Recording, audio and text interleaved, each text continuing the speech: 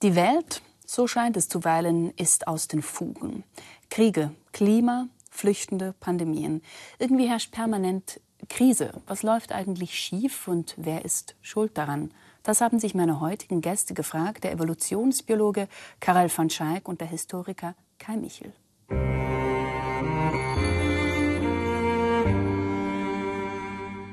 Ja, ich sagte es gerade, man reibt sich zuweilen die Augen. Denken wir an den Nahen Osten, denken wir an die Ukraine. Wie gehen Sie selbst mit solchen Krisen um? Genauso schockiert und hilflos wie die meisten von uns, denke ich. Da hilft es auch nicht, dass wir aus unserer weiten, großen Perspektive wissen, dass diese Phänomene menschheitsgeschichtlich eigentlich nur einen ganz kleinen Ausschnitt darstellen, dass es eben nicht das Schicksal der Menschen ist, von Kriegen, Pandemien in diesem Ausmaß heimgesucht zu werden. Aber es ist einfach wirklich dieses Schockiertsein. Sie nicken. Ja, denn natürlich, das sind wir ja alle. Wir sind ja alle Menschen. Als Anthropologe muss man sich dann ein bisschen zurücknehmen und schauen, Allgemeinheiten sehen, Muster sehen. Und ich hatte das zufällig erlebte ich in Amerika während 9/11. Und dann habe ich gemerkt, wie Leute sofort und instinktiv zusammengeschlossen sind und sich solidarisch erklärt haben und Bereitheit gezeigt haben, sich zu opfern und so weiter. Und das sieht man hier ja auch. Aber das Problem hier ist natürlich, das sieht man an beiden Seiten. Und das könnte bedeuten, dass es ziemlich lang und schwierig wird, um das Problem zu lösen. Das geht ja schon eine Weile her. Und beide Seiten haben das Gefühl, dass sie einen Verteidigungskrieg führen. Und Verteidigungskriege, die sind am heftigsten natürlich.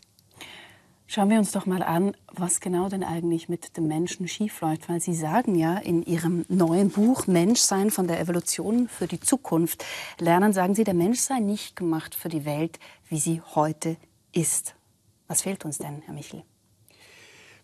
Als Nichtgläubige, die wir beide sind, stand ja am Anfang unserer Arbeit einfach die Erkenntnis, dass die Bibel recht hat. Die Bibel sagt ja direkt am Anfang, dass wir eigentlich für eine andere Welt erschaffen sind.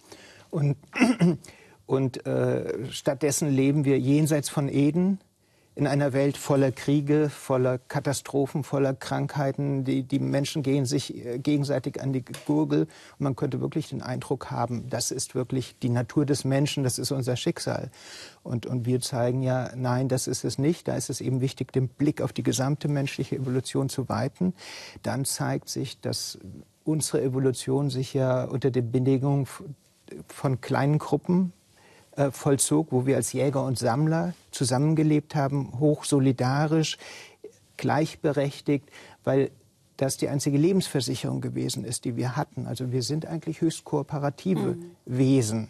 Und das ist das, was sich in den letzten vielleicht 5.000 bis 10.000 Jahren massiv geändert hat. Wir leben in einer Welt, die von Konkurrenz bestimmt ist, in der Vereinzelung immer mehr unser Schicksal wird. Und da kommen wir eben auf das Problem, was uns heute fehlt. Es ist uns die alte Welt abhanden gekommen.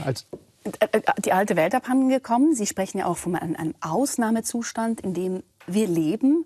Ich frage jetzt einfach mal hoffnungsvoll für mich und alle Zuschauenden, wie lange wird denn dieser Ausnahmezustand noch andauern?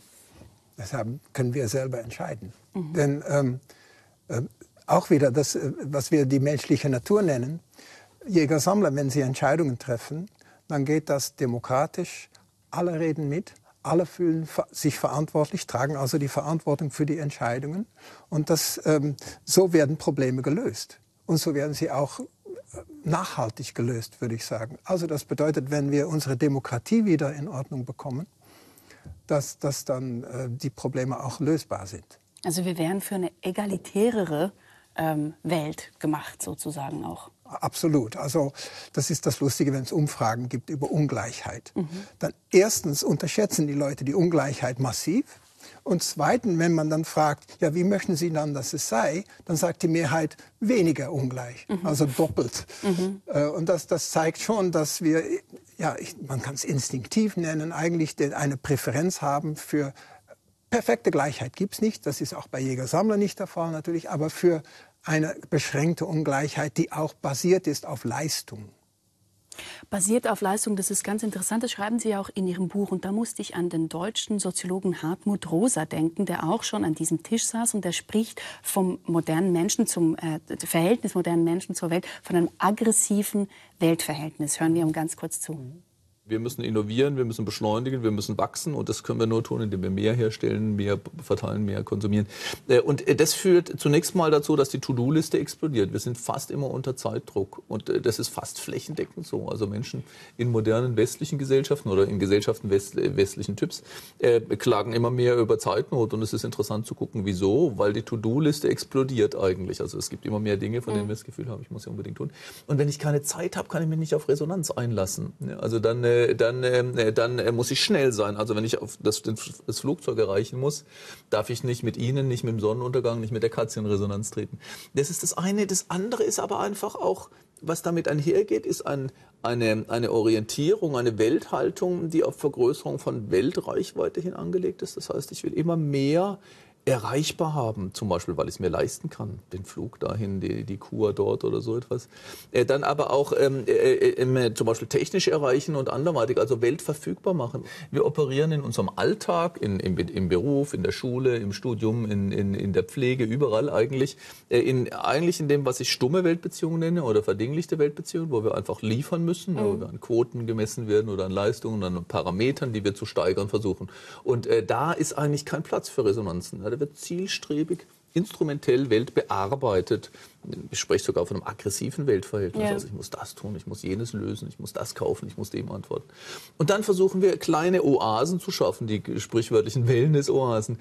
Aber dann eben auch Freitagabend ins Konzert gehen oder samstags in die Natur oder sonntags in den Gottesdienst. Und da wollen wir ganz eigentlich rezeptiv werden, ne? Mich wirklich berühren lassen oder die Seele baumeln lassen. Und dieses Umschalten, dieser Umschlag funktioniert nicht. Also er spricht auch eine relativ menschenunfreundliche Umwelt an. Gleichzeitig spricht man seit den 2000er Jahren immer wieder davon, dass wir im Anthropozän leben, also einer stark menschengeprägten Umwelt. Es entbehrt ja nicht der Ironie, dass genau diese Umwelt, die so stark menschengeprägt ist, überhaupt nicht menschenfreundlich sein soll, Herr Michel. Da ist es eben wichtig zu sehen, dass wir nicht den Fehler machen dürfen, quasi anzunehmen, dass die Welt, in der wir leben, das Produkt sinnvoller Konstruktionsprozesse ist, sondern dass man sehen muss, dass es natürlich sehr viele zufällige Prozesse waren, die das Ganze produziert haben, sehr viele, die von Herrschaft und Machtinteressen geprägt waren. Spannend bei diesen Dingen, die Herr Rosa, mit dem wir in vielen Dingen übereinstimmen, ausführte, ist aber auch, sein Fokus war jetzt sehr auf das Individuum. Genau. Also er hat gesagt, die To-Do-Liste. Und das ist ja momentan auch dieser herrschende Geist, gegen den wir uns so ein bisschen auch abgrenzen wollen, da dem Menschen immer verkauft wird, du bist schuld, du musst besser werden, du musst dich optimieren, achtsamer werden, all dieses Ganze. Und da sagen wir, nein, der Fehler liegt nicht bei uns. Das Gefühl, was wir alle haben, dass mit dem Leben etwas nicht stimmt und was ja auch viele Philosophen und Philosophinnen schon immer beklagt haben, das stimmt. Wir leben halt in einem Ausnahmezustand und wir dürfen nicht den Fehler machen, dass wir die Normalität für normal und schon gar nicht im Sinne von so soll es sein halten, sondern wir können, wenn wir die Perspektive weiten und wissen, dass anderes Menschsein möglich ist, haben wir eben die Möglichkeit, wie Karel eben sagte, Dinge aktiv umzugestalten.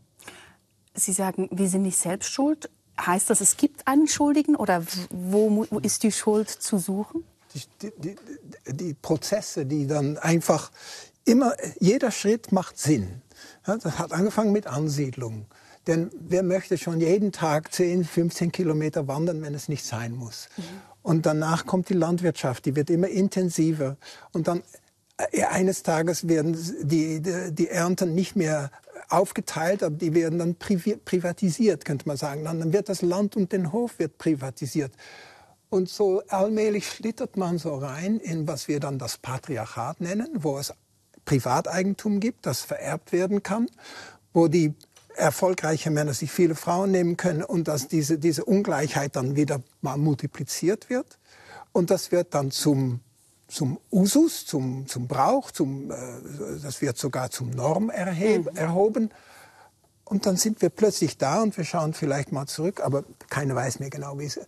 Und dann fühlt man sich nicht mehr wohl. Aber innerhalb dieser Prozesse braucht es ja doch Individuen, die Entscheidungen treffen, die nicht solidarisch sind. Klar. Natürlich, aber in einer Welt, die dann so auch allmählich immer mehr gefüllt wird, also anonymisiert, dann bleibt die Solidarität, ist nur mit der Kernfamilie oder dem Clan vielleicht, aber da draußen, das sind jetzt Feinde geworden. Und die Kultur wird natürlich von denen da oben bestimmt. Also das sieht man ja. Also wir sprechen über Prozesse, die jetzt 5000, die Herrschenden. Wir haben ja in dem Augenblick, das Entscheidende ist, dass wir es ja wirklich mit einer Erfindung von Privateigentum zu tun haben, vor vielleicht rund 12.000 Jahren. Das war ein langer Prozess. Ab diesem Augenblick bestand die Möglichkeit, dass Einzelne mehr anhäuften als andere, dass sie diesen Reichtum nutzen konnten, dass sie sich Unterstützung kauften. Es entstand Macht, es entstand Herrschaft, es entstanden dann Staaten, die natürlich sich institutionalisiert hatten, die dann Recht gesetzt haben, die die Schrift erfunden haben, in der sie dann Dinge manifestiert haben, haben dann auch Religion, Herrschaftsreligion, um all dieses Ganze auszubilden und auch um ihre Macht zu stützen. Das heißt, dieser ganze Prozess führt dann zu dem, ja, Kultur im eigentlichen Sinne und in dem Sinne, dass dort diese Machtstrukturen sich fortsetzen. Das beste Beispiel ist ja eben Emanzipation von Frauen, die heute ja immer noch damit zu kämpfen haben, dass sie gegen alte Widerstände, alte patriarchale Muster, die wirklich in den Strukturen stecken, also sei es Organisation von Familie und Erziehung, sei es Schule, sei es Kinderbetreuung, Karriere, Sachen und so weiter, das steckt da drin, ist versteinert, sind alte Dinge, die weiterleben und da müssen wir wissen, dass das eben Ausnahmeerscheinungen sind dessen, was wir diese Herrschafts- und Unterdrückungszusammenhänge nennen. Wir werden da eintauchen. Vielleicht muss man dazu auch sagen, man hört das jetzt schon raus. Ihre Schlüsse ziehen Sie vor einem Hintergrund, der historisch extrem weit reicht. Sie bedenken die ganze menschliche Evolution in etwa 7 Millionen Jahre. Man weiß es nicht ganz so genau. Was hilft uns denn dieser gedehnte Blick auf den Menschen ganz genau, Herr van Schaik? Weil wir fast 7 Millionen Jahre, eigentlich, wenn man sagt, wann gab es die ersten Menschartigen, die wir jetzt als Menschen erkennen würden, so rund 2 Millionen Jahren. Seitdem sind wir ganz anders als andere Tierarten.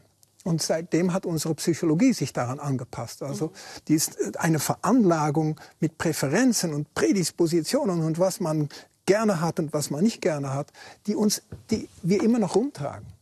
Und diese Zivilisationszeit, die Ausnahmezeit, könnte man sagen, ist erst ungefähr 5.000 Jahre und das nur in bestimmten Regionen. Da habe ich etwas dabei. Hoppla, da ist was runtergefallen.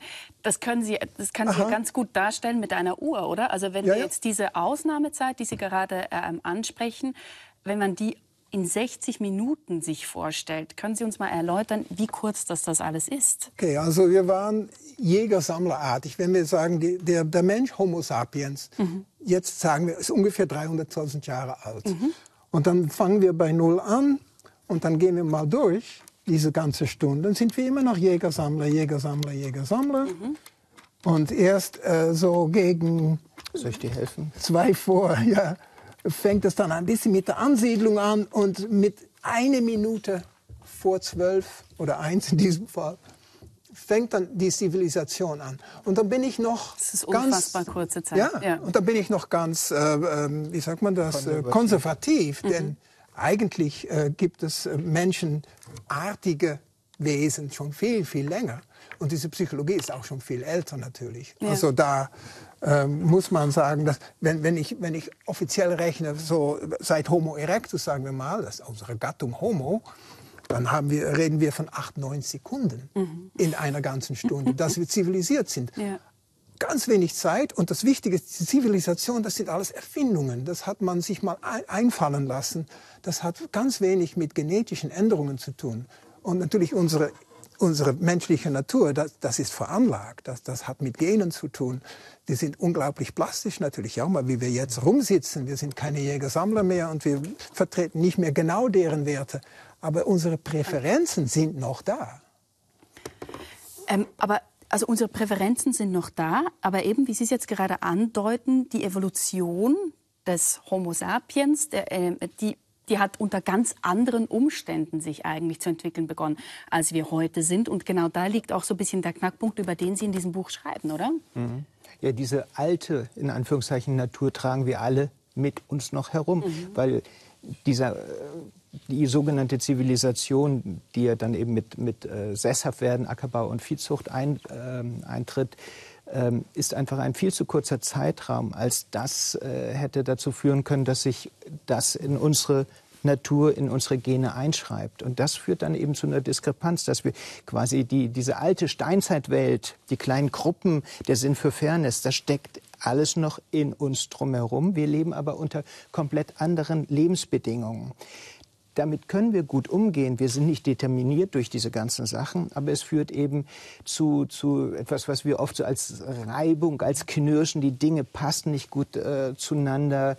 Wir merken, dass irgendetwas nicht stimmen kann und all diese, das führt eben auch zu dem, was ja auch viele Philosophen als Entfremdungserfahrungen beschrieben haben zum Beispiel. Und das ist unser Schicksal. Ich glaube, was Sie ansprechen, ist, dass mit diesen 3 Naturen. Ich habe dafür so eine Matrioschka mitgenommen, weil sie das, glaube ich, ganz gut anspricht, was Sie eigentlich meinen. Eben, Philosophen haben sich Gedanken darüber gemacht, was ist denn eigentlich der Mensch, und viele Antwortmöglichkeiten geliefert. Sie liefern sozusagen eine dreifaltige Antwort. Die 3 Naturen des Menschen, da irgendwie der Kern, sowas wie diese Jäger-Sammler-Natur. Dann haben wir sowas wie die Kultur als zweite Natur, nennen Sie das. Und dann haben wir die dritte Natur, die Sie die Vernunft nennen. Jetzt mal ganz knapp zusammengefasst. Wie stehen denn diese 3 Naturen zueinander? Ja, also das hier ist also die alte.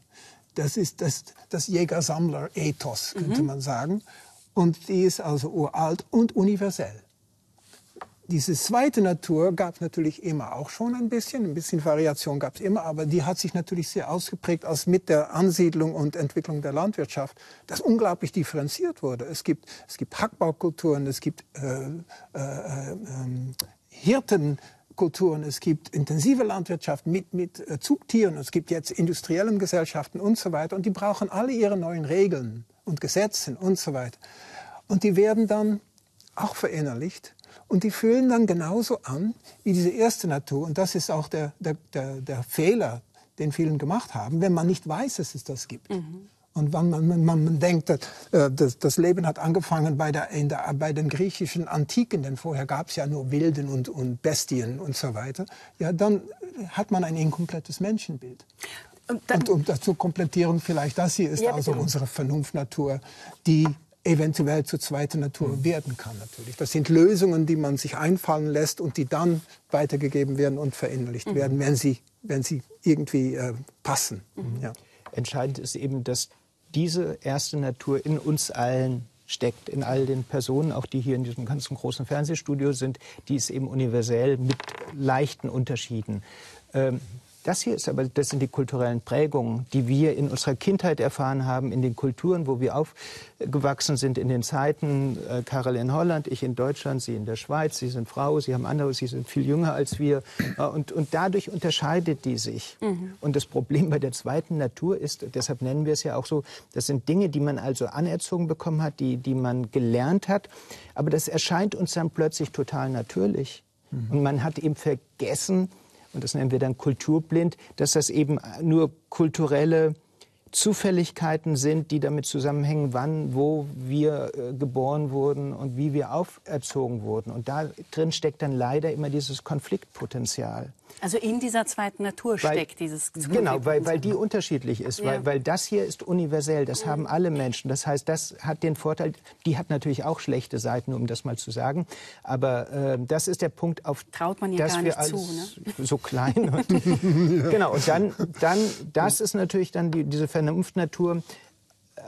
Also das, wo wir wissen, dass es eigentlich vernünftig ist, Tempolimit einzuführen oder die guten Vorsätze zum neuen Jahr, dass man sich gesund ernähren sollte und so weiter und so fort. Und da würden wir alle sagen, ja, das stimmt alles, aber oft hat die es sehr schwer, sich durchzusetzen, weil entweder die protestiert oder eben die erste Natur auch dagegen ist. Was ich da interessant finde, ist, wenn wir an Hobbes' Diktum denken, der Mensch ist dem Menschen Wolf, dann bedeutet das ja, also Sie sagen, das stimmt halt so nicht, weil wir haben diese erste Natur. Also dieses Diktum von Hobbes stimmt halt sozusagen erst auf diese zweite Natur und da wird die erste Natur vergessen. Genau. Hobbes wir wussten damals nicht natürlich, dass es solche Leute gibt und die Berichte, die waren nicht so ganz zuverlässig im 16. Jahrhundert. Also jetzt wissen wir das und dass diese Idee, dass es, bevor es Zivilisation, das Wort allein, Zivilisation, bevor es den gab, dass es dann nur Wilden gab, die sich an die Gurgel gingen und die Männer mit Keulen, die Frauen an den Haaren in die Höhlen geschleppt haben und so weiter. Falscher könnte das Bild nicht sein. Also die Moral ist viel älter, eine Gesellschaftsstruktur ist viel älter und all unsere Prägungen oder interne Prägungen sind auch viel älter. Das bedeutet also, dass wenn man dieses falsche Menschenbild von Hobbes als Normalität betrachtet, dass man dann falsche Folgerungen zieht. Zum Beispiel, dass man hat darauf aufgebaut, Fortschritt ist gut, man muss die Schwachen eliminieren, dann kriegt man Sozialdarwinismus und. Alles auf ein falsches Menschenbild gebaut. Das ist gefährlich. Wobei man natürlich Hobbes in Schutz nehmen muss. Hobbes ist der Erste, der Thukydides ins Englische übersetzt hat. Thukydides ist der erste griechische Historiker in der Antike, der das große Werk, der Peloponnesische Krieg, wo Athen gegen Sparta kämpfen, voller Katastrophen, Gemetzel und dergleichen mehr. Und Hobbes hat das gelesen und dachte, oh, das ist ganz lange her und da war das schon so, also muss das auch sein. Quasi der Naturzustand. Genau. Und das ist eben dieses, was wir heute ja oft auch sehen, dass auch viele andere Bücher, wenn es darum geht, wo kommt Gewalt her, wie steht es um Liebe und diese anthropologischen Themen, dann beginnt man eben auch nur dort, wo wir Schriftquellen haben, also eben nur in diesen 5000 Jahren. Und das ist ja einfach der glückliche Zufall, den wir heute haben, dass so viele Wissenschaften, Archäologie, Archäogenetik, Anthropologie, uns mittlerweile jede Menge Wissen über die Zeit davor gebracht haben, dass wir plötzlich eben das gesamte Bild sehen und nicht nur diesen kleinen Ausschnitt. Das wollte ich eben gerade fragen, weil wie wissen wir denn eigentlich sozusagen, wie moralisch die Jäger und Sammler waren? Woher wissen wir das?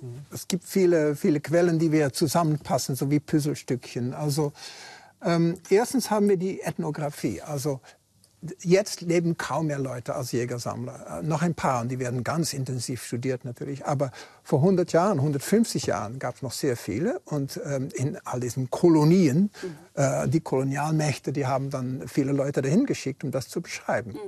Und es gibt auch noch ältere Berichte aus dem frühen 15. Jahrhundert zum Beispiel, als Kolumbus da, ist das 15. Jahr? Ja. 16. Ja, egal. Sind das? Scheiße. Das haben wir nicht gehört. Ich hoffe, das können Sie. Sie denken in den ganz großen Verhältnissen, dann ist es wahrscheinlich egal, ob es jetzt 15. oder 16. Jahrhundert ist. Auf jeden Fall die Leute, ich sollte mal neu anfangen, das können Sie dann rausschneiden. Also es gibt sogar diese ganz frühe Berichte, auch in Australien oder in Südamerika, wo das ganz frisch besiedelt wurde von den Europäern. Und da gibt es genau diesen gleichen Berichte, wie wir jetzt in der Ethnographie finden. Und wenn man archäologisch schaut, also zum Beispiel die allerfrühesten Landwirte, die haben natürlich Spuren hinterlassen. Das war alles gleich. Da war keine Unterschiede in Reichtum. Da waren die Vorräte, die Speicher, die waren alles gemeinsam. Also man sieht, man kann so ein Bild zusammenbauen, wo alles eigentlich stimmt. Und dann schauen wir noch über, sogar heutzutage, in der Verhaltensökonomie, wenn man diese Spiele macht. Dann zeigt sich doch, dass wir, solange wir uns innerhalb einer Gruppe befinden, dass wir uns ganz nett benehmen und überhaupt nicht sind wie Schimpansen oder andere Menschen. Aber sobald halt die Gruppe größer wird, wird es ein Problem. Das ist das Neue, das entstanden ist. Nicht neu, das war ja natürlich immer schon da, aber das haben wir perfektioniert. Die Haltung gegenüber die Außengruppe, die Outgroup. Und das ist, wir haben ja über Krieg gesprochen, das lässt sich dann instrumentalisieren, wenn man nicht aufpasst, natürlich. Wollten Sie etwas dazu sagen? Ich denke, die Archäologie ist wirklich eine wunderbare Quelle, um jetzt zu zeigen, wie Menschen früher gewesen sind. Also es gibt ja diesen spektakulären Fall, den ich auch mit einem Archäologen noch mal untersucht hatte, die Schamanin von Bad Dürrenberg. Und das ist, genau, und das ist die Zeit eben vor dem Sesshaftwerden. Das ist also eine der letzten Zeuginnen des in Anführungszeichen ursprünglichen Lebensstils. Das ist das reichste Grab in ganz Europa und es gehört einer Frau. Das ist eben ein wunderschönes Belegstück dafür, dass Frauen in den alten Gesellschaften natürlich dominante, prominente, vielleicht die prominenteste Rolle in Gesellschaften spielen konnten. Und das Patriarchat kommt erst danach, weil wenn wir danach sehen und eben nur die Schriftquellen angucken, könnte man den Eindruck gewinnen, dass Frauen ja allenfalls dann große Rollen spielen, wenn sie die Frau oder die Tochter oder die Mutter eines Herrschers sind. Genau, und darüber schreiben Sie ja auch in Ihrem vorherigen Buch, Die Wahrheit über Eva, genau, dass nach der Sesshaftwerdung eigentlich erst in so ein Machtgefälle zu entstehen beginnt. Doch noch mal kurz so einen kleinen Einwand, weil mit der Evolution wird ja auch ganz oft in die andere Richtung sozusagen argumentiert. Denken wir zum Beispiel an den Psychologen Jordan Peterson, der eben genau sagt, das Gegenteil ist der Fall. Er pocht darauf, dass es immer schon Dominanzhierarchien gab. Und da Sie strecken schon, würden Sie jetzt einfach sagen, der liegt total falsch oder er schaut sich einen zu kurzen Zeitraum an? Jordan Peterson empfiehlt jungen Männern, sich ein Vorbild an Hummern zu nehmen, die eben seit 300 Millionen Jahren, 500 Millionen Jahren eine Dominanzstrategie verfolgen. Ja. Tja. Sind wir Hummer? Sind wir Nachfahren von Hummer? Man könnte sich jede andere Tierart aussuchen. Also das ist das Problem auch, wir sprechen öfter vom Evolutionstabu. Dass auch in den Gesellschaften, natürlich, weil die Biologie und auch die Evolutionslehre gerade aus dem 19. Jahrhundert heraus, das ganze 20. Jahrhundert hindurch eigentlich auf der dunklen Seite stand, wo eben der Kampf ums Dasein, dass wir auch ins Erbgut eingreifen müssen. Das führte hin zu Rassismus bis hin zur nationalsozialistischen Vernichtungspolitik. Es wurde ja auch im Kapitalismus, Wall Street, jeder kennt oder die meisten kennen das vielleicht, wo Gordon Gekko, dieser Wall Street Immobilienhai, sagt, Gier ist gut, Gier ist richtig, weil das sei die Essenz des evolutionären Geistes. Also die Biologie musste lange herhalten, um konservative kapitalistische Positionen und vor allem Machtstrukturen, Ungleichheit zu legitimieren. Und deshalb ist ja auch sehr lange dann eine Gegenbewegung gewesen, wo komplett geleugnet wurde, dass die Biologie irgendeine Rolle für das Verständnis von Menschen spielen würde. Und das führte eben dazu, zu diesem Wissensverlust in der Gesellschaft, die in den letzten 20, 30 Jahren gar nicht mitbekommen hat, auch dass die Biologie sich radikal geändert hat, auch eben, weil jetzt vor allem viele Frauen in der Wissenschaft sind und dieses Bild ein komplett anderes ist, eben in Bezug auf den Menschen, dass wir höchst kooperative Menschen sind und eben nicht irgendwie nach dem Motto, wie Peterson erzählt, es kommt darauf an, dass wer der Stärkste ist und dass man den anderen abschreckt. Aber wie viel, das bringt mich zu der Frage, wie viel von dieser ersten Natur, von diesem Urmenschen sozusagen steckt denn noch in uns? Ja, schauen Sie mal in Ihren Familien. Ich nehme an, Sie benehmen sich nicht wie Gordon Gekko oder wie Jordan Peterson. Ja, aber Gordon Gekko verhält sich in seiner Familie auch nicht wie Gordon Gekko. Das ist genau der Punkt. Und ich muss dann Jordan Peterson noch ein bisschen in Schutz nehmen. Denn wenn man eine bestimmte Gesellschaftsstruktur hat und man die Struktur nicht ändern kann, denn die sind ja einfach entstanden, die sind nicht gewählt worden oder sowas, das ist entstanden, dann muss man eine Strategie verfolgen. Und in so einer, sagen wir mal, patriarchalen Struktur, wo die Männer schützen müssen und erfolgreich sein müssen und die Frauen nur hübsche Babymaschinen sein müssen, dann empfehlen sich bestimmte Strategien. Aber das ist nicht eine Welt, die wir wollen und die in der Schweiz schon längst nicht mehr vorhanden ist. Also das haben wir schon längst abgeschworen. Genau, deshalb ist es wichtig, eben dieses Bild, es kommt nicht allein auf die drei Naturen an, sondern auf die Umwelt, auf die Kultur, in der diese Menschen jeweils leben. Das ist, was Karl eben meinte, die Spielregeln bestimmen dann und dann hat man natürlich nicht die Möglichkeiten, sich entsprechend zu verhalten. Und in der Schweiz ist es eben basisdemokratischer. Insofern passt das besser zur ersten Natur, was dazu eben zum Beispiel führt, im Gegensatz zu Deutschland, wo das weniger der Fall ist, wo man, wenn man so möchte, durch mehr von oben Top-Down-Prozesse wird eben diese erste Natur, die ja gerne mitreden möchte, die auch Verantwortung übernehmen wird, eher frustriert. Und das führt dann dazu, dass viele oder manche dann in diese rechten Wutbürger-Kreise abdriften, weil sie eben da dieses nicht kleine Kind, werden. genau, weil dieses ganze kleine Kind. Genau. Das heißt aber, wenn wir quasi die Gesellschaft, die Rahmenbedingungen so ändern, dass eben alle Menschen die Möglichkeit haben, an gesellschaftlichen Prozessen teilzunehmen, wenn wir wirklich demokratisch sind und das aushandeln und streiten, dann kommen wir zu produktiveren Verhältnissen. Jetzt sind wir sozusagen schon bei den Empfehlungen. Lassen Sie uns das noch ein bisschen besser verstehen. Weil ich habe mich auch gefragt, Sie haben ja viel zu Menschenaffen geforscht, sind da ein absoluter Experte. Ist das denn, diese 3 Naturen, ganz spezifisch für Homo sapiens oder findet man das auch sonst vor? Ich würde sagen, das ist unser Alleinstellungsmerkmal. Ich habe ja natürlich an Kultur geforscht bei Menschenaffen. Und die haben Kultur. Aber das ist ganz bescheiden. Das war deshalb eine Überraschung, weil niemand gedacht hat, dass sie überhaupt etwas haben. Aber wenn man jetzt historisch betrachtet, also unsere Vorfahren waren genauso wie die anderen Menschenaffen. Also zum Beispiel, wenn man zu einer Schimpansengruppe geht, dann gibt es da Ach und Krach zwischen den Männern. Jemand hat mal berechnet, eine Jäger-Sammler-Gruppe und eine Schimpansengruppe, 400 Mal mehr Aggression bei den Schimpansen. Das für Leute, die meinen, Schimpansen sind kooperativer als Menschen übrigens. Also die haben eine Struktur, die haben Kultur, aber die Kultur ändert sich nicht. Bei uns hat die sich ständig geändert und hat sie akkumuliert. Und deshalb kommen dann auch diese Übererfindungen zustande. Und so kommt man zur Landwirtschaft und so kommt man zum Mondflug und so weiter. Und das machen nur Menschen.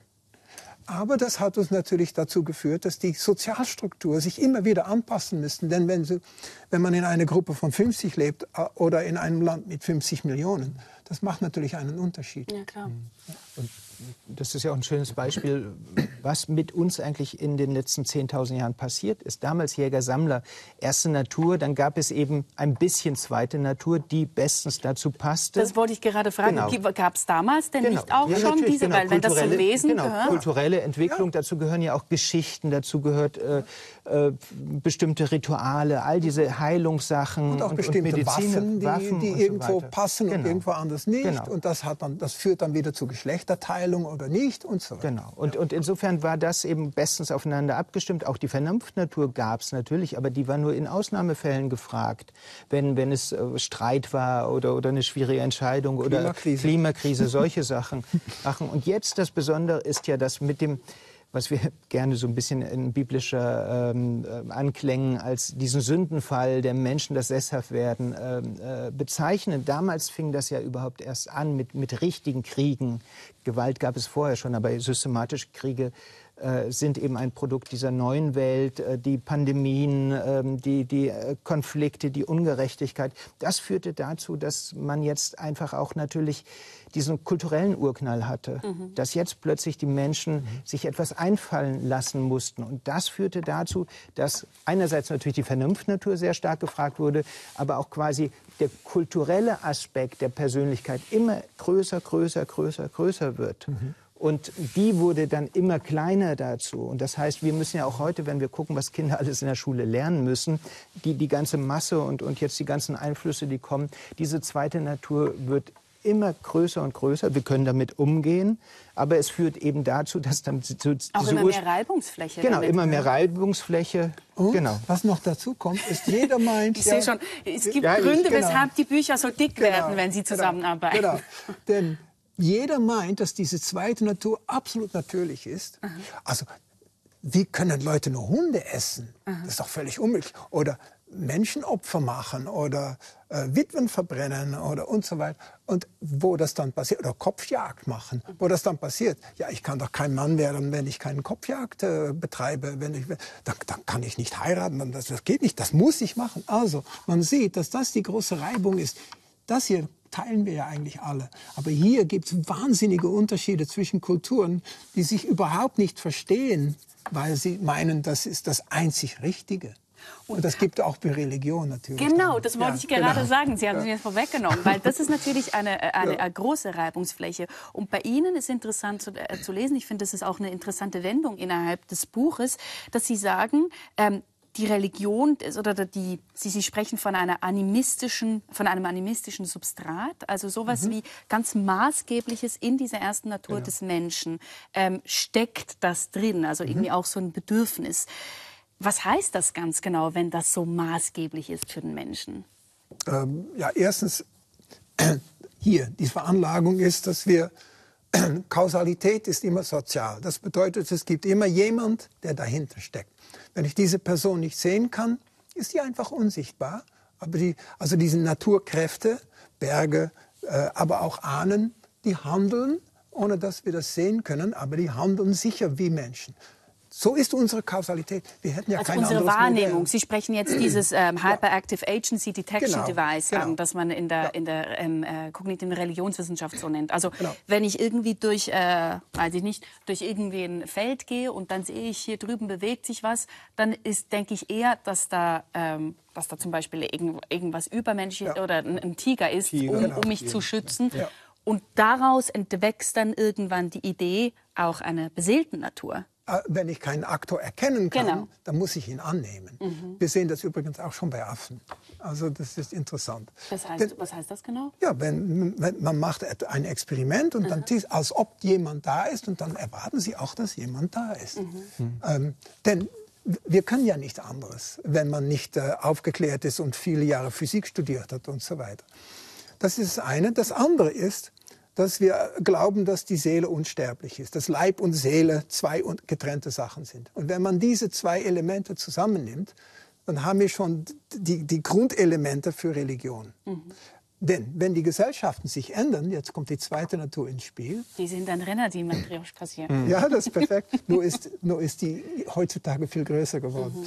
Aber wenn dann die zweite Natur ins Spiel kommt, dann wenn die Gesellschaften sich ändern und ungleich werden, dann haben wir eine Tendenz, Widerspiegelungsprinzip, um zu sagen, ja, das ist dann dort auch so. Dass der eine Berg ist dann allerwichtig geworden oder die Sonne ist sehr wichtig geworden oder bestimmte Ahnen, die jetzt, die Anführer, die werden dann auch als Ahnen zu Götter und so weiter und so fort. Und dann entsteht also auch Katastrophen. Wenn man sich ansiedelt, dann werden die Katastrophen immer größer.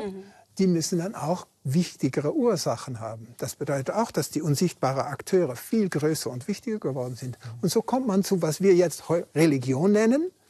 Und die Götter, die werden immer mächtiger. Und es ist ja so, man muss ja realisieren, die Menschen wussten damals noch nichts von Viren, Bakterien, von tektonischen Erdplatten und all diesen Sachen. Also, und das war ja dann eigentlich auch ein protowissenschaftliches Erklärungsmodell, was zu Krankheiten führte. Krankheiten ging man immer davon aus, die sind von anderen verursacht worden, entweder durch den bösen Blick oder durch Magie. Oder wenn da niemand war, eben von irgendwelchen Geistern oder irgendwelchen Tieren, weil man irgendjemanden gejagt hat, den man nicht jagen sollte. Und das führte ja dazu, dass man dann auch darüber nachdachte, oh, wie kann ich das in Zukunft verhindern? Ich muss nett zu denen sein oder ich muss mich mehr um die Tiere oder die Ahnen kümmern. Und also man versucht irgendwelche Opferrituale. Opferrituale. Und es führt dazu, dass wir natürlich auch die Umwelt- und Krankheitsverläufe beobachten und daraus Schlüsse ziehen. Also es hat ja wirklich geholfen, Lösungen oder gute Lösungen zumindest wahrscheinlicher zu machen. Und das Besondere ist dann ja, dass natürlich in dem Augenblick mit dem Sesshaftwerden, als dann plötzlich die Katastrophen viel, viel größer wurde, führt das auch dazu, dass dann die Verursacher, die dahinter stecken, eben größer werden müssen. Und da sagen wir immer gerne, das ist dieser Sprung, wo dann aus Geistern Götter werden. Weil vorher jetzt in den prähistorischen Zeiten, als die Menschen als Jäger-Sammler gelebt haben, da ist die Annahme von Göttern nicht vorhanden. In dem Sinne, dass es riesengroße, gewaltige, überirdische Mächte gibt, die alles bestimmen, sondern Naturkräfte, genau diese ganzen Sachen. Weil das ist eben diese, was Karl auch mit Widerspiegelungsprinzip meint, man muss dann gewissermaßen erst auf der Erde die Erfahrung von Königen oder großen Häuptlingen und dergleichen gemacht haben, um das dann dorthin zu projizieren. Also das heißt, es gehört, dieses animistische Substrat, wie Sie das eben im Buch nennen, gehört maßgeblich irgendwie zum Menschsein dazu. Ja. Dann erklären Sie mal, wie ist es denn bei so beinharten Atheisten, wie zum Beispiel einen Richard Dawkins, was macht der mit seiner ersten Natur? Genau, da ist es immerhin, auch ein Richard Dawkins hat, also gerade in seiner Biografie schreibt er gerade, wie inbrünstig er als kleiner Junge dann vorm Altar stand und zu Gott gebetet hat. Richard Dawkins hat ja diese T-Shirts drucken lassen, Atheist for Jesus, also dass er ein großer Bewunderer von Jesus als Mensch ist. Also insofern so ganz so atheistisch ist er auch nicht, aber wir vergleichen das gerne. Naja, man kann ja Jesus als Figur verehren und trotzdem nicht gläubig sein. Aber wir vergleichen dieses Animistische gerne mit Substrat, mit dem Musikalität. Wir alle haben quasi die Potenzial, musikalisch zu werden. Das hängt, ob das ausgebildet wird, hängt natürlich auch von der Sozialisation ab, von der Kultur, von Zufällen. Und wenn dann, natürlich, wir haben eben auch die Möglichkeit, absolut unmusikalisch zu sein oder gar kein Musikinstrument zu spielen. Und insofern verhält es sich dort auch ähnlich bei Atheisten und insofern dieses Substrat heißt nicht, dass es jetzt sich realisieren muss. Das heißt auch nicht, dass wir jetzt plötzlich alle gläubig werden müssen. Aber man kann es natürlich mit der Aufklärung kann man zeigen, dass es wird schon ein bisschen aberzogen. Ja, man darf nicht mehr an solchen Sachen glauben, weil wenn man eine bessere alternative Erklärung hat, dann muss ich nicht annehmen, dass Gott den Tsunami verursacht hat, aber dass es Schollen waren, die aufeinander getroffen sind und dort und so weiter, ein Erdbeben verursacht haben. Also das führt natürlich zu Reibung. Und viele Leute kriegen das dann nicht unter einen Hut. Zumindest nicht das ganz primitive Gottesbild von einem alten Herrn auf einen Wolken und so weiter. Aber wir nennen uns ja Agnostiker. Das bedeutet, dass wir wissen ja nicht, ob es übernatürliche Kräfte gibt und wie sie dann aussehen. Wir wissen nur, dass die Versuche, die vor 2.000, 3.000 Jahren mal gemacht worden sind, dass die mit dem heutigen Stand des Wissens nicht ganz übereinstimmen. Aber das muss nicht bedeuten, dass es nichts gibt, natürlich. Und wichtig ist, dass wir auch nicht den Fehler machen dürfen, jetzt Religion nur mit Welterklärung gleichzusetzen. Das ist ein spätes Phänomen. Ganz genau. Weil es gibt ja auch das kennen ja sehr, sehr viele Menschen,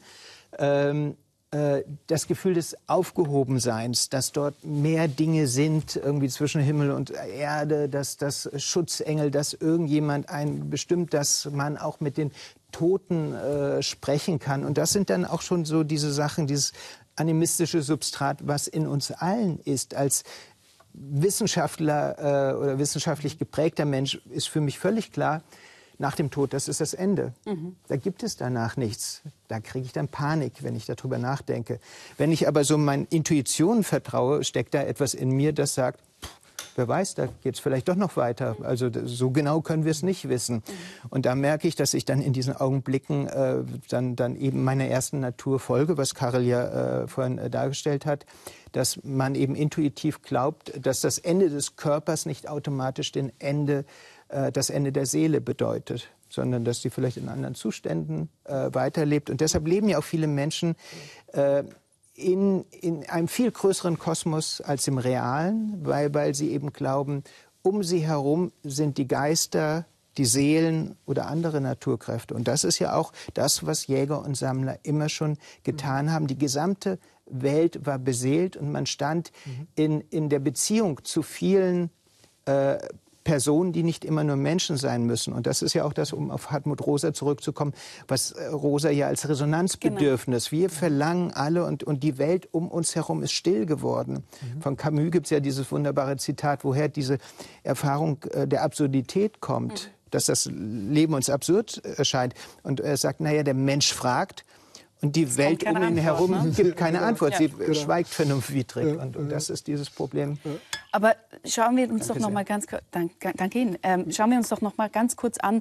Sie schreiben eben auch über die Funktion von Religion, oder? Also jetzt das eine haben wir schon angesprochen, wobei das ja, Sie haben das auch gesagt, zu kurz greift, wenn man das nur als Lückenbüßer sozusagen sieht, genau. Immer dort, wo es nur Dinge erklärt, weil es ist natürlich mehr als das. Aber Sie haben einen interessanten Aspekt drin, ich zitiere Sie kurz, dass diese seltsame Welt, also auch die absurde Welt, in der wir leben, uns normal erscheint, ist ohne die Religion nicht zu verstehen, schreiben Sie. Sie sagen, die Religion sei eine Normalisierungsmaschine. Ja, genau. Das heißt, was normalisiert denn die Religion genau? Ja, erstens, wir beziehen uns nur auf das Christentum und Europa, sagen wir mal, denn es ist vielleicht ein bisschen anders irgendwo anders. Aber was ist passiert? Im alten Israel kamen all diese Prediger und Propheten und da kam Jesus. Und was wir, wenn wir das Neue Testament lesen, sagen, Jesus hat eigentlich unsere menschliche Natur wiederentdeckt und gesagt, so sollten wir leben. Und ich könnte Ihnen 20 Beispiele geben, wo das genau passt. Wunderbar.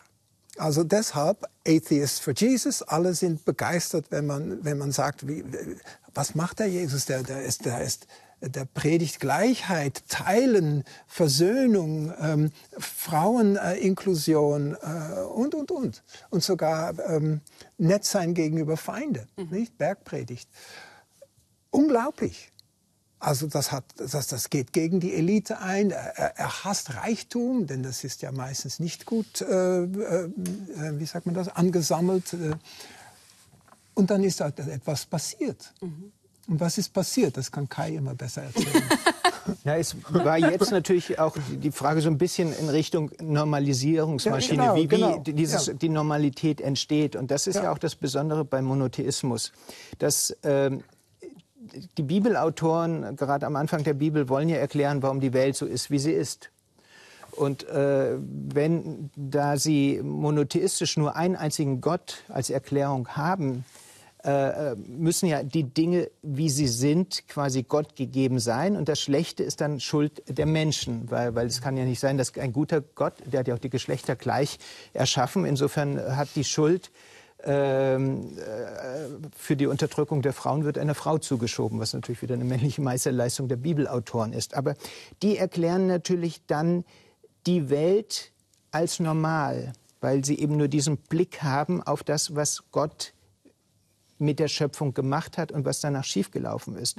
Die frühen Philosophen und Wissenschaftler im alten Griechenland machen das Gleiche. Auch die leben auch zum Beispiel in patriarchalen Gesellschaften oder chaotischen, kriegerischen Gesellschaften.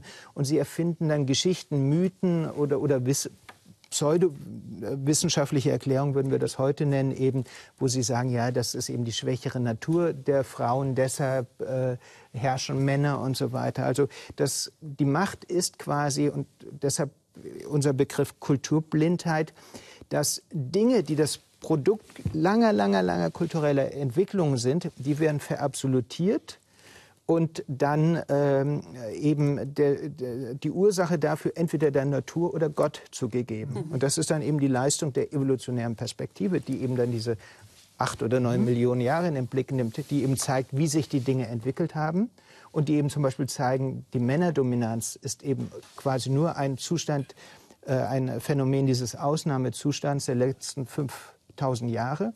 Die anderen 99% der Menschheitsgeschichte oder 59 Minuten hatten wir gar kein Problem damit. Da waren die Geschlechter gleichberechtigt. Aber die Normalisierungsmaschine war in Jesus Zeit, wenn man Jesus-Anhänger war, überhaupt nicht da natürlich. Das ist dann erst später passiert. Denn eine Religion, die das predigt, ist natürlich attraktiv für das Volk. Nicht für die Elite, aber für das Volk. Hat sich also verbreitet, wurde exportiert ins Römische Reich. War dort so, was weiß ich, 15-20% populär, aber hat sich nicht ganz durchgesetzt natürlich. Hat sich aber dann durchgesetzt, als es Staatsreligion wurde.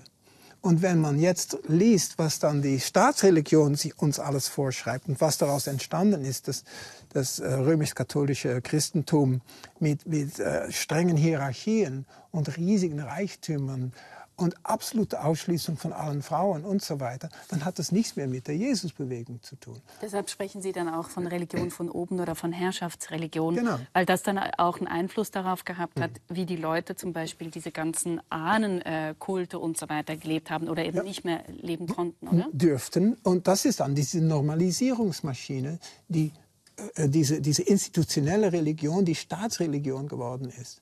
Also man könnte eine steile These vielleicht sagen, dass das Christentum, so wie es ab 400 nach Christus vorgeschrieben wurde, eigentlich ganz, ganz wenig zu tun hatte mit dem Christentum, so wie Jesus das... Schwierig zu sagen, aber natürlich hat man gerade im Katholizismus auch die Heiligen, man hat Maria und so weiter und so fort. Aber entscheidend ist, wenn man sich Jesus ansieht, Jesus war predigte Armut, Gleichheit, Frauenfreundlichkeit.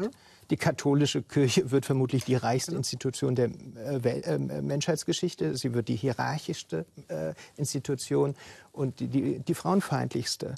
Also da werden die Dinge schon ins Gegenteil verkehrt. Und es ist wirklich dieser Prozess, das machen wir im Tagebuch der Menschheit, wo wir zeigen, dass die Bibel eigentlich als ein Tagebuch der Schwachen, der Menschen von unten im alten Israel, wo man in keinem eigenen Staat lebte, sondern mit aller Macht der dritten Natur darum rang, in einer Welt des Friedens leben zu können und wo man diese Strategien entwickelte. Und das wechselte dann wirklich in die griechisch-römische Welt. Dann wurde das Ganze mit griechischer Philosophie nochmal auch wieder sehr patriarchal aufgeladen. Und dann hat eben Konstantin entdeckt, dass natürlich der Glaube an einen einzigen Gott ist die perfekte Herrschaftslegitimation. Und natürlich war es interessant für ihn, den ganzen Herrschaftsapparat, also den ganzen Kirchenapparat zu übernehmen. Und dann kommt ja der entscheidende auch Umkehrschluss. Während Jesus Vergebung und vor allem auch Versöhnung predigte und den Menschen verzieh, kommt dann Augustinus als der mächtigste Kirchenvater und sagt, die Menschen sind abgrundtief böse von Geburt an, weil sie durch den Geschlechtsakt gezeugt sind. Und er sagt, da die Menschen böse sind, müssen sie beherrscht werden. Und das ist natürlich die perfekte Legitimation für Herrschaft. Und deshalb wird das so populär. Also, und da wechselt eben dann schon diese frühen Ideen Jesus von Nazareth komplett die Seite und sie werden wirklich von oben gekapert und dienen nur noch dazu, um Macht zu legitimieren und die Menschen in der Defensive zu halten. Seitdem wird den Menschen eingeredet, ihr seid böse, ihr seid schwach, ihr seid sündhaft, ihr müsst immer beichten und ohne uns Herrscher werdet ihr verloren, weil ihr euch gegenseitig die Köpfe einschlagen würdet. Und dann wären wir wieder bei Hobbes. Das bräuchte jetzt fast schon eine ganze Sendung zum Thema Erb- und Ursünde. Ja. Lassen Sie uns doch jetzt, wenn wir über die Vergangenheit so lange gesprochen haben, noch kurz in die Zukunft schauen. Es gibt ja andere Leute, die auch eine Geschichte der Menschheit geschrieben haben, zum Beispiel der israelische Historiker Yuval Noah Harari. Er war auch schon in dieser Sendung und hat dort über die Zukunft gesprochen und wie er die Zukunft skizziert. Im Verlauf der Geschichte, über Tausende von Jahren, haben die Menschen versucht, Macht über die Welt zu gewinnen, um sie zu verändern, ihren Wünschen anzupassen und so ihre Bedürfnisse zu befriedigen. Doch es hat nicht funktioniert. Wir haben mehr Macht denn je erlangt, sind aber nicht wirklich glücklicher geworden. Wir Menschen sind heute 1000-mal mächtiger als in der Steinzeit. Aber es gibt keine Anzeichen dafür, dass wir zufriedener sind als die Menschen von damals. Deshalb verlegen wir nun den Fokus nach innen und sagen uns, anscheinend genügte es nicht, die Welt um uns herum zu verändern. Wir müssen unsere innere Welt verändern, unseren Körper, unser Gehirn. Ich stelle mir vor, dass die wichtigsten Produkte des 21. Jahrhunderts nicht Autos, Waffen oder Nahrungsmittel sein werden, sondern Körper und Gehirne. Wir beginnen zu lernen, wie wir diese mit Biotechnologie, maschinellem Lernen und künstlicher Intelligenz herstellen können. Und im Streben nach mehr Macht und Glück werden wir uns verändern und zu etwas anderem upgraden. Ja, Herr van Schaik, Sie waren nicht gerade begeistert beim Einspieler. Er sagte, der Mensch wird sich upgraden, zu einem sogenannten neuen Typus Homo Deus, wie er das nennt, entwickeln. Durch IT, durch Algorithmen, durch auch Biotechnologie gehackt. was sehen Sie denn? Wie wird sich der Mensch denn eigentlich noch entwickeln? Ja, das ist natürlich möglich, aber er geht eigentlich von ein hobbesianisches Menschenbild aus, nicht? Und wir würden sagen, wenn wir mal ein bisschen tiefer in die Vergangenheit zurückschauen und auch ethnografisch wieder, wenn wir sehen, dass die Jäger-Sammler trotz all ihren materiellen Armut zufriedene Leute sind und sich gegenseitig schätzen. Und zum Beispiel, es gibt kaum oder ganz selten Suizid. Es gibt nicht all diesen Probleme, die wir haben. Ich will das nicht romantisieren, aber wenn wir bestimmte Elemente davon übernehmen können, also anstatt Harari in die Zukunft springen mit allerhand neuen technischen Mitteln und so weiter, aber erstmal zurückschauen, ob wir das nicht zurückgewinnen können, was eigentlich in uns schon veranlagt ist.